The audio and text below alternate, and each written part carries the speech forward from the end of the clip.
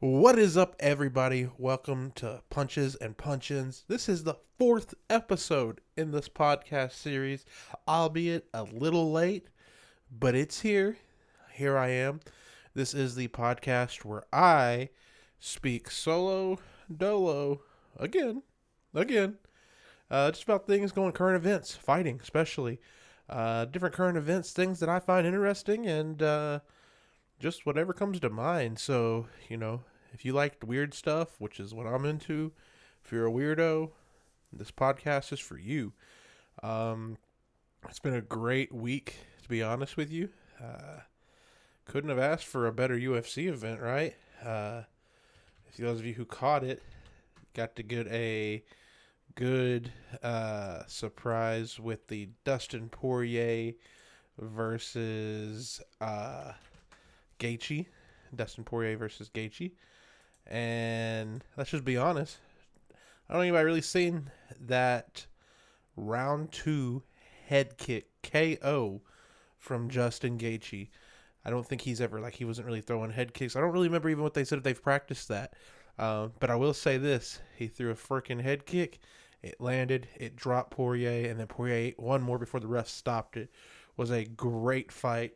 One of the fights of the year as far as, or knockouts of the year as far as I'm concerned, was amazing. Just had to be there to see it. If you haven't seen it, I recommend you watch that fight. It was an amazing thing. Excited to see Justin Gaethje do his next thing, which we will announce, or at least speak about. I don't know if it's official, but we'll speak about it. However, we'll go to the next fight that happened, which was the Jan Blachowicz versus Alex Pereira. And I'll be honest with you guys, I did not see it the way that it was going to happen. They scored it, Jan Blachowicz and Alex Pereira. They had a decision to Alex Pereira. To be fair, I may have not been paying as much attention to that fight because I don't know what I expected, but what I got was not what I expected, which was Jan Blachowicz just laying on Pereira the first round, and then the next two rounds, Alex Pereira essentially just picking him apart by boxing him. I don't know what I was expecting, but it wasn't that.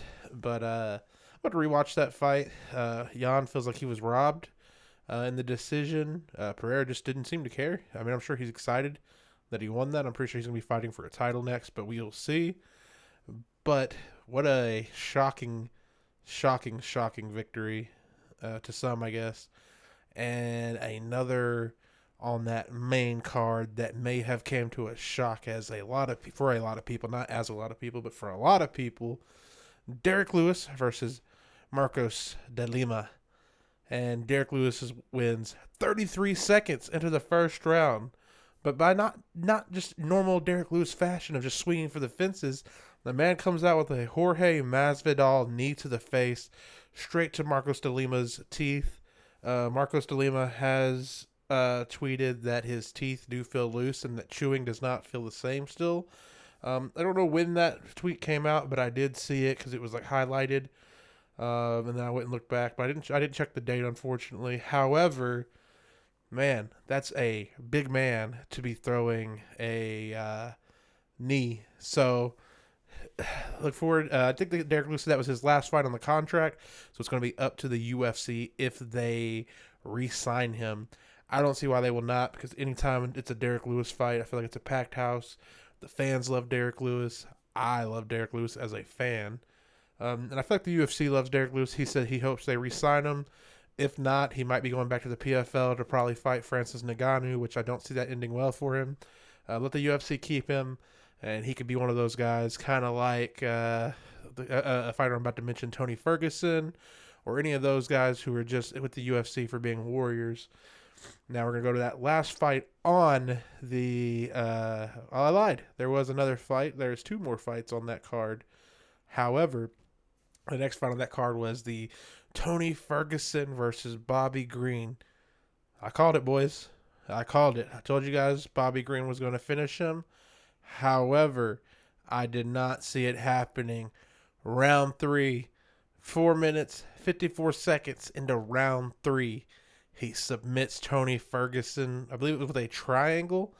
He pretty much made Tony Ferguson go to sleep, which was sad to see. The whole fight, Tony Ferguson did not seem like Tony Ferguson. But that comes with the age, doesn't it? Like, you slow down, you get a little older, and you just lose that step. And we've seen that in his last few fights, especially. I would say this one before this and this one. He's just not moving as fast as he used to. He's lost that step. Please, Tony Ferguson, retire, man. I hate to see you get knocked out again. I really hated seeing you flail your legs, attempting to escape what was a beautiful choke by Bobby Green. And like I said, I like Bobby Green, so I'm not upset about it. He wins that fight, and hopefully he stays with the UFC. I'm pretty sure he has another contract, but it's going to be another gatekeeper in that division for sure. And then we go to the makeup fight. Apparently they had to cancel the Michael Chiesa or Michael Pereira and Stephen Thompson fight due to weight. So instead you have Michael Chiesa versus Kevin Holland on the main card. And that is, I mean, maybe not surprising to some, but surprising to me. You had Kevin Holland win that in the first round with 2 minutes and 39 seconds into the first round. Now, some may have been like, oh, I seen that coming. Me, myself, I did not. Maybe I just don't like Kevin Holland. Maybe I just don't appreciate his fighting style. But he did submit him. Round 1. 2 minutes, 39 seconds. That's pretty impressive, actually. So, it is what it is. Man, Kevin Holland's a beast. He's going to continue to kind of be another one of those gatekeepers who's going to maybe never be in championship material, in my opinion, but he is going to plague that division for any would-be newcomers who, want to climb that mountain to take the champion. Now, new news. I told you I was going to bring it back up. There was a lot of talk about Gaethje, who's next for him. They were asking a lot of questions, as they always do, about who you fight next. And the big man's name came up. The one and only Irish kicking.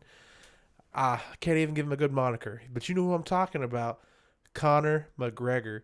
They asked him. Justin Gaethje pretty much just said, hey, you got to lose to fight that guy. I don't care who it is. Justin didn't seem like he was too interested in Conor. However, there was a lot of back and forth on Twitter between the two. Pretty much telling Conor to pass a piss test because that's what we've been told or rumored on why he wasn't fighting Michael Chandler is because he couldn't pass a sample for the USADA, drug commission or whatever, or whoever's going to be testing them. Because he's clearly on steroids, but once again, who cares? He's juiced. As long as he's not fighting and hurting anybody, I don't care. He looks good. He probably won't ever fight again, in my opinion, and we've definitely seen the best that Conor has ever been, and he probably will never be the same. However, I'd like to see him come back in, maybe give it one more try and get an official retirement fight. We may never see that, though, but we shall see. But Justin Gaethje versus Conor McGregor, rumored here. Now, once again, nothing's set in stone. My other, I think it was like episode 2, or maybe it was episode 3. I had let out some rumors that still hasn't happened with the Sean Strickland versus Izzy fight being signed, because nothing's still signed yet. Nothing's been officially announced, so that fight doesn't look like it's happening now. But back to the Conor versus Justin Gaethje thing. All Conor's got to do is submit a urine sample. They were going back and forth on Twitter. Conor tweeted a picture of a signed Conor McGregor card with the tweet signed, and now the internet is on fire as if Conor McGregor signed a contract to fight Justin Gaethje. Justin Gaethje hasn't said anything. UFC hasn't said anything. I think it's Conor just doing Conor things, but that fight would be huge. Now it's rumored, hey, Justin Gaethje versus Conor for the BMF belt. Once again, made up belt, but I think it'd be cool, especially since, that he is a BMF as far as it goes. He's not he's not one of these nice clean cut guys like Justin Gaethje. No offense to Justin. He's a cool guy, I'm sure. But Justin versus Conor BMF belt. If Conor wins, which, I hope he does, but realistically, I don't see it happening. But I'm a Conor fanboy. Hopefully he does, Let's say Conor beats Justin. Then they run it back with Diaz for the trilogy fight for the BMF belt, and they both retire off of that fight. I don't know. Hopefully so. That's, you can dream, right? I don't I don't see it happening, but it might. We can always have hopes and dreams, and that's one of them. That's that's a dream fight. That's all I could say. On to more sports related news. You have tomorrow. This is dropping Friday. It's currently 10:07. So tomorrow, if you listen to this on Saturday, August 5th, you have Jake Paul versus Nate Diaz. Now, a lot of people feel like Jake Paul's been fixing a lot of his fights. I don't know if they've been fixed as much as they have been. How would you say? Fighting fighters who are retired or out of their prime, and some people just not taking him serious. I think that's more so what's happening. However, we shall see. I do think that Diaz has a good chance of beating him, but Diaz is an MMA fighter, not a boxer, which is a huge difference. Sure. I have some hope that Diaz is going to just send him to the Shadow Realm, and we'll be over this Jake Paul thing, but we should see. Everything kind of points that Diaz doesn't really care about this fight, from just like his demeanor on like how he's acting, to things that he said. He did say no matter how this fight turns out, just remember this motherfucker can't fight. Talking about Jake Paul, which some people have rumored that that's him pretty much letting everybody know that the fix is in, and that he's just about to take this dive for $1 million. I'll be honest with you, I'd take a dive for $1 million, especially even if you were already a millionaire. Why not stack to that extra $1 million just to take a punch to the face? We'll see. Hopefully we don't see a Diaz lose. My prediction, Diaz is famous for being cut open on his eyebrow. I do feel like Paul is good enough to land. Diaz's guard is pretty bad Diaz is just good at absorbing punishment. It's been said that Diaz doesn't lose fights. He just runs out of time. So if there was a never-ending round, Diaz would win. So with that being said, I think Diaz gets punched in his eyebrow, the notorious eyebrow that always bleeds. When he gets punched in it, he gets busted open. They stop the fight. The doctor stoppage due to his eyebrow being cut open. I don't see Paul dropping him. I don't see Diaz dropping Paul either. But hopefully we see Diaz just win that fight and just take it home. That is tomorrow, August 5th, and I believe they're doing that in Dallas. So shout out Dallas, shout out my home state of Texas. And hopefully it'll be a good fight. Hopefully we see a lot of it. There's like videos of Diaz doing open workouts, and he's just kind of walking around the ring talking to people. He's not really doing any open workouts, which once again, that could be a tactic thing. He doesn't want to show off, his plans. He probably doesn't want to work out in front of people. Also, it could just be he doesn't care. Here for the bag, man. Doesn't really matter if he wins or loses. He's going to collect a check either way, and he's going to be that much richer. Hopefully, though, he knocks Paul out. I don't think there's anybody who wants Paul to win besides children. And if you do and you're a grown man, that's okay too. But I hope Diaz teaches him a lesson, We're going to switch gears here. We're going to go over to the Russian-Ukraine invasion. Man, things every week it seems things get more and more intense. Maybe it's the warmongering and the fear-mongering going on, but just more and more crazy things are transpiring. As we covered the last couple weeks podcast, Russia had backed out of the grain deal. They didn't renew the grain deal, and they made the statement that they were going to start hitting ports that was shipping grain out. They didn't care whose ships were there. They were sinking them if they're transporting grain or anything in and out of Ukraine. America did say hell no and started providing support to ships who are coming to get grain, and Russia kind of backed off. Also, with that being said, Russia backing off, it doesn't mean that, I don't know, I wouldn't say that they're scared, because they probably are scared, but the same day that we had I guess we had helped a boat go into a port and nothing really happened. Some people were saying that that's due to our protection, but as well, I believe the same day that happened, Ukraine has hit a Russian ship with a water drone, essentially, not sinking it, but causing it to kind of turn to one side, and Russia had to pretty much tow it in, and maybe that taught them a lesson. However, I believe the next day, morning, maybe it was even nighttime, I'm not really sure what time it is, Russia started hitting Ukraine with drones, and I think it's the city of Odessa. And I could be wrong. Like I said, you do your research. Don't take everything I say for 100% truth, because I'm not fact checking a lot of this. I'm just going off of stuff that I see and then corroborate from other people who have seen other sources. But like this right here is the exact area. I don't remember, but this happened. Apparently, they drone striked what's essentially giant piles of wheat, um, almost like deposits of it. I don't really know how you'd call it, what you'd call it, but it's what they're storing wheat in, and it's just scorching it, making it useless because all of that stuff blows up on it, and you can no longer use it. You can't ship it anywhere, so it's just a giant pile of trash. Apparently, Russia hit a bunch of that.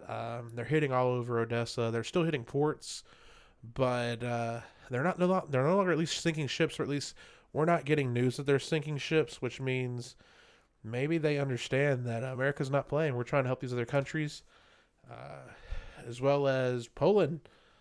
Poland seems to be going through it, man. Poland has always kind of been weary. I guess Poland and Russia have a history. You can go look that up if you don't know it, because I don't know it well enough to teach it. But we all know about Wagner. They were said that they were banished. I guess it was to Belarus. I almost said to Poland. Wagner was banished to Belarus. They said they was going to go there, set up a camp, and then train the Belarusian fighters. Which Poland, I guess, was like, "Yo, what's up, man? What's going on?" And now it's looking like they may invade Poland, Wagner and Belarus. Apparently, they had a Belarusian a helicopter fly over the Polish border. I think it was two helicopters, and Poland's like, "Yo, what's up?" And Belarus just kind of ignored it. Nothing really happened, but just the tension's boiling a little bit more. So Poland's kind of getting their shit together. They're ready to go to war, which a lot of people say that Poland's going to overrun the Wagner troops because they have an army that's pretty strong for that size of a country. Once again, we shall see, because the world's just getting crazy. That whole area is just destabilized and insane, and we're over there, essentially funding a war for a country who I kind of understand, man. You don't want nobody to take your country. And I guess that's just politics, though. I don't understand enough about it to have a opinion that matters, Because for me, I'm a warmonger, I guess, and I'm like, hell yeah, man. Don't let nobody tread on you. And without our help, maybe those poor farmers that are Ukrainian people, may have already been conquered, or maybe not. Who knows? But I know they need the help. They seem to be doing pretty well, though. I've seen a rumor. I'm researching it right now, actually. I was researching my next topic, but I heard that Prigozhin is running for the presidency of Russia against Putin. And I don't know if this is true, but yeah, I don't see that. That's 2011, 2012, 2018. So maybe not. But I'd heard that somewhere. I don't know where I heard that from. I don't even know if they've heard from that guy since he's been captured. But yeah, I don't see anybody here saying. Just a simple Google doesn't say it, which once again, Google can hide results. But maybe that's bullshit. So maybe I just brought up some bullshit. Yeah, this looks like maybe it might have been bullshit that I was fed and I just repeated it and regurgitated it. That's why you always, always, always, always double check what you were going to say, and don't trust what people say on podcasts, because hell, they're talking out their ass like I am. But from war to some virtual war, some cool shit, Call of Duty, Modern Warfare 2, Warzone, with what's possibly its last season update. If we get another one, it'll be the last one, it seems like. But I'm pretty sure this is the last one. They added in some new stuff. This just dropped a few days ago. In the Warzone, they just added a dirt bike. Apparently, you can do like tricks on it and stuff. Cool, whatever. I don't care personally. I don't play Warzone like that crazy. They added the MRAP, which is an armored vehicle. I watch people play it in DMZ. Definitely seems overpowered, but hell, if you're having fun, you're having fun. They've also added in a couple new maps. They got Putnamar. I just did a YouTube video on that. If you want to check out the gameplay for the multiplayer for Putnamar, if you don't have it or just want to see it or support my YouTube channel, check out LDSK Esports on YouTube. LDSK ESPORTS Esports. LDSK Esports on YouTube. I did a review of that map, or at least a gameplay. I wouldn't call it a review. It kind of is like a review, but it's a first time play. I've only played it once or twice and gave a review on it. And even right now, I think it's an okay map. Not the best, not the worst. Probably not really that memorable, but it is what it is. And then they brought back Strike, and I love Strike. Strike's a great map. It's one of the original maps from Call of Duty, and I think that most people enjoy it. It's a like a callback to stuff that we've seen before. One of the original maps, and not a lot of change to it. If they have changed it, it's only because I haven't played it enough to call it the change. But it's pretty cool. Apparently, they're supposed to have an in-season game called ORC Zone 1. I haven't played that yet. That hasn't came out. Lounge, which is in Gunfight, and Canal, which is in Gunfight. Neither one of those I have played. They have new game modes called Havoc, a big capture the flag mode, and gunfight variants. They have all types of events coming out: faction showdown, vehicle challenge event, a camo challenge event. No one cares about all that stuff though. They have a new Resurgence map, I'm pretty sure, that's coming out because they have Fort Resurgence and Armored Royal. What I'm sure is a Battle Royal cars. You got to do what you got to do. They have a Call of Duty 2023 reveal in-season event. I'm assuming that's for the next Call of Duty and what they're going to announce. Modern Warfare 3 coming out. So we'll see. That's supposed to be in season. I don't know. I don't know much about it. I'm just reading about it. That's it. In DMZ, they've added disguises, battle revives, scuba gas mask, revive boxes, and new missions. And now they have new weapons. They got an FR Advancer, which kind of just looks like the FAMAS from Black Ops. They got the Carrack 300, which looks like the WAS. I think it's called the WAS 300. They got the M13C, which looks to be, it says it's an AR. It looks like a sub, though. They got new handguns and a new SMG that has not been announced. Oh, wow. And finally, the part that I wanted to get to, they have new operators. And what they're doing is it says 50 years of hip-hop. So they had to cash in on the culture, right? They had to culture vulture their way in, as some would say. They're giving you daily login rewards from 8/7 to 8/16. It looks like you might be getting some rap songs for your, what they call war tracks in there. I think it's just your audio. But they have new characters, new skins, or whatever you want to call them. New operators that you could play as. Of course, the Snoop D-O-double-G coming back once again. I believe he was in either Black Ops 2. I don't remember what Call of Duty to be exact, but he had his own voice pack. And I guess that went wild. I didn't buy it. I don't buy stuff like that. But apparently a lot of people loved it. He is back. He's got his own skin in the game. So, of course, that comes with completely custom, usually gun skins, a completely custom execution, I think 1 or 2. So, hell yeah, I'll probably be getting the Snoop Dogg one, to be honest with you. And then you have Nicki Minaj. She is coming out with her own skin. Now, I don't know how I feel about it. Her voice kind of gets my nerves. I've heard some of her audio cues come out. I don't know how they get these because I don't think they're in game yet.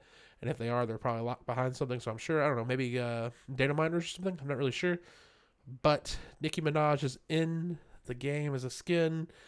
So get ready to get killed by a bunch of Nicki Minaj people. I can't think of anything more annoying, especially like the way she's going to be saying things.